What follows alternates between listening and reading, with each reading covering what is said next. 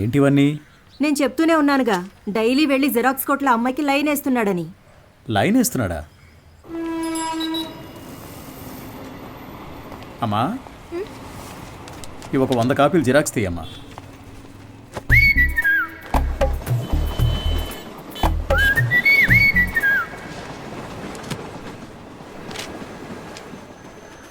ఇంతకు ముందు వీడిని ఎక్కడైనా చూసావా అమ్మా? లేదు సార్. ఆయనకేంటి ప్రాబ్లం? ఎందుకు కనిపించకుండా పోయారు? మతి స్థిమితం లేకుండా తిరుగుతున్నాడమ్మా. ఉదయాన్నే ఫోన్ చేసి నువ్వు లేదే బతకలేనన్నాడు.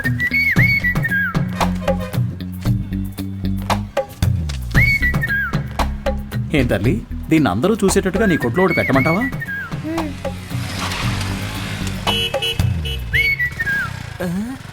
ఐఎస్ఎం ఈయనకి ఇక్కడేం పని?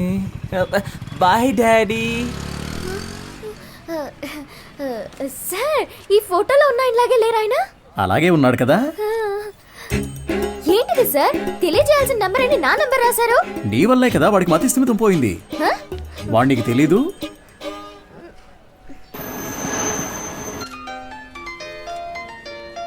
సారే చేస్తున్నట్టున్నారు.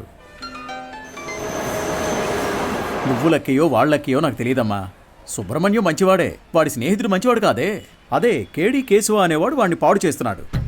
నువ్వు గనక వాళ్ళిద్దరినీ విడదీయగలిగావే అనుకో, మావాడు చక్కగా బాగుపడతాడు. ఈ పనిని గనక నువ్వు చేస్తే నేనే మీ నాన్న దగ్గరకు వచ్చి మీ పెళ్లి విషయం మాట్లాడతాను. మీ నాన్న ఫోన్ నెంబర్ ఇయ్యమ్మా.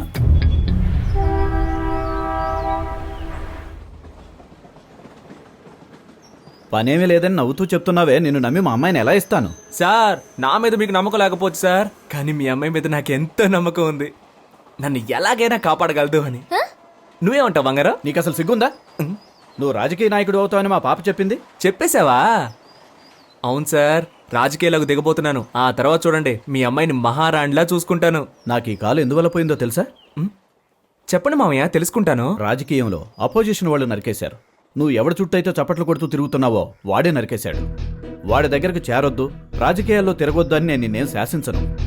వచ్చే ఎలక్షన్స్లో నువ్వు గెలిచి వస్తేనే మా అమ్మాయిని ఇచ్చి పెళ్లి చేస్తాను. వాడు నీ కాళ్ళు కూడా నరికేయచ్చు. దాని గురించి నేనేం భయపడను. దీని పేరు మాత్రమే పాప కాదు, ఇది ఎప్పటికీ నాకు పాపే. అదిగో, అది చిన్నప్పుడు రాసిన గీతల్ని కూడా అలాగే ఉంచానంటే అర్థం చేసుకో. పెయింటించడానికి డబ్బులు లేక ఎలా చెప్తున్నాడో. మంచి సెంటిమెంట్ సార్. ఒక విషయం గుర్తుపెట్టుకో, నువ్వు ఎలక్షన్స్ లో గెలిచి వస్తేనే ఇంట్లో అడుగు పెట్టగలవు. బాగుంది సార్. విభూతి సుబ్రహ్మణ్యం ఈ ఇంట్లో కాళ్ళు పెడతాడా లేక రాజకీయాల్లో కాళ్ళు విరగొట్టుకుంటాడా? వేచి చూద్దాం సార్. అక్క, మన ఎమ్మెల్యేని కలిసి వచ్చి నీకు ఫోన్ చేస్తున్నాను. నీ పేరు చెప్పగానే తప్పకుండా సీట్ ఇస్తానన్నారు. నీకు 23వ వార్డు, నీకు 24 వార్డు కావాలా? మోహాలు చూడండి. ఒక ఫుల్ బాటిల్ ఒకేసారి లాగించి స్టడీగా ఉంటే రాజకీయాలకు రావచ్చు అనుకుంటున్నారా? చప్పట్లు కొట్టే మీకు చప్పట్లు కొట్టించుకోవాలని ఆశ? మీరు చైన్లు కొనిచ్చి వేయమన్నప్పుడే డౌట్ వచ్చిందిరా. మీరే చెప్పారు కదా గురువుగారు, రాజకీయాల్లోకి యువత రావాలి అని. అవన్నీ మైక్లో చెప్తాం, కానీ అలా చెయ్యం. తాహతు లేని వాళ్ళు ఎలక్షన్స్లో నిలబడకూడదు. బయటపడరా. అయితే మీ కప్పిన శాలువా తిరిగిచ్చేయండి. తీసుకుపడరా, పెద్ద తెచ్చారు. సార్, ఓ పని చేయండి, ఇద్దరిని విడగొట్టడానికి ఓ మంచి సందర్భం. ఒకరికి సీట్ ఇస్తామని చెప్పండి, వాళ్లే కొట్టుకు చేస్తారు. ఓ రాయి విసిరి చూద్దాం. లేదంటే ఇద్దరు కలిసి ఏదో కిరికిరి చేస్తారు. మనం ఎప్పుడు ఖాళీగా ఉండకూడదు, ఏదో ఒక గొడవ రేపి బిజీగా ఉండాలంటావు. సరే పిలు. ఎన్ని రోజులని వీళ్ళకి ఏజెంట్లుగా పనిచేస్తాం రా, మనమే ఇండిపెండెంట్ గా నిలబడదాం. రే హనీ, సుబ్రహ్మణ్యం, లోపలికి రండి రా, సార్ పిలుస్తున్నారు.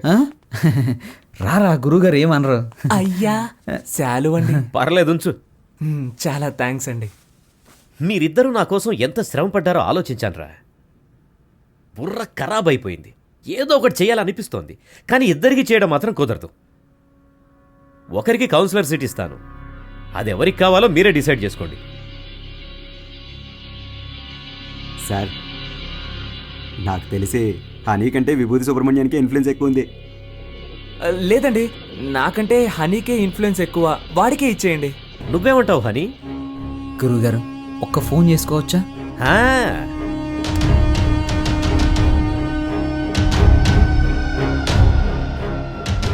అయ్యప్ప, రేపు ఏ టైం బాగుందో కొంచెం చూసి చెప్తావా? ఎలక్షన్స్కి నామినేషన్స్ వేయాలి. అవునవును, సుబ్రహ్మణ్యం నిలబడుతున్నాడు, వాడితో పాటు నేను కూడా నిలబడుతున్నాను. మాకొకటి సీట్లు ఇచ్చేదేంటి, మేమే ఇండిపెండెంట్గా నిలబడుతున్నాం. 10:30 మంచి సమయం అంట. రే నువ్వు ఒక్కడిగా నిలబడరా. రేయ్ సుబ్రహ్మణ్యం, వీళ్ళు మనల్ని విడదీయడానికి ప్రయత్నం చేస్తున్నారు. సీటు కోసమో నోటు కోసమో మా స్నేహం అమ్ముడు పోదు. స్వతంత్ర అభ్యర్థులుగా నెగ్గి చూపిస్తాం. రే రారా పోదాం. రే నేను ఒక పంచ్ డైలాగ్ కొడతానరా. కొట్టు. నాన్న నువ్వు మా పార్టీకి అపోజిషన్ వాడివి, ఇకపై మేమే నీకు అపోజిషన్ పార్టీ. ఇది ఓన్లీ ట్రైలరే, మా మెయిన్ పిక్చర్ ఇంకా చూడలేదుగా, చూద్దు గాని వస్తా. పోండ్రా పోండి.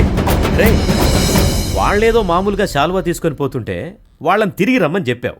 టమాటోలతోనో కోడిగుడ్లతోనో మొహాన కొట్టుంటే సహించుండేవాణ్ణి. నన్ను ఒక పెద్ద జీరోను చేసి గోడ మీద పిడకలు కొట్టినట్టు మాటలతో మొహాన టపాటపా కొట్టెళ్ళారు కదరా. నాకు ఇవన్నీ అవసరమారా? సార్ మీరేం కంగారు పడకండి. వాళ్ళు ఎలక్షన్లో నిలబడడం కుదరదు. మనల్ని లెక్క చేయకుండా వెళ్ళారుగా, వాళ్ళే లెక్కల్లో ఉండరు. అవును, తమరో పెద్ద మేధావి.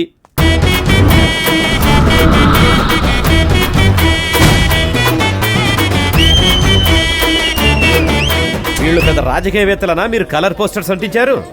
ఏం అలా చేయలేదండి. మరి వాళ్ళకి వాళ్ళే కొట్టించుకుని అందించున్నారండి. మీ డబ్బులతో మీరు పోస్టర్లు అంటించుకుంటే బాగుండేదిరా. వాళ్ళు నాకంటే ముదురులా ఉన్నారే. మీరేం కంగారు పడకండి సార్, వాళ్ళకి సరైన పంచి నేను ఇస్తా. మా నూరి జనాలకి మన ఇద్దరు ఫేసులు బాగా ఫెమిలియర్ అవుతాయా?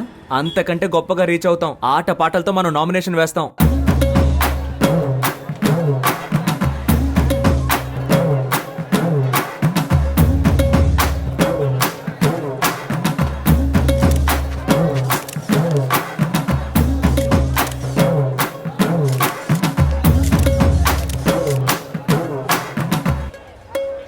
పక్కూరు నుంచి జనాల్ని పిలిపించారండి. డబ్బులు సెటిల్ చేయలేక చెప్పు దెబ్బలు తిన్నారు. రేయ్ నేనే మీకు ఓటే దలుచుకోలేదు, బయట వాడు ఎవడరా మీకు ఓటేస్తాడు? పెద్ద ఊపుకుంటే వెళ్ళి నామినేషన్ వచ్చాడు. ఇటు చూడు, నేను చెప్పినట్టు వెళ్ళలేదో ఆ వర్షం నీకు ఇచ్చి చేయదని చెప్తా. వెళ్ళి వాపస్ తీసుకో పో. తెలియని దేవత కంటే తెలిసిన దెయ్యమే మేలు అని అంటారు. ఆ అమ్మాయి గురించి తెలిసిపోయింది.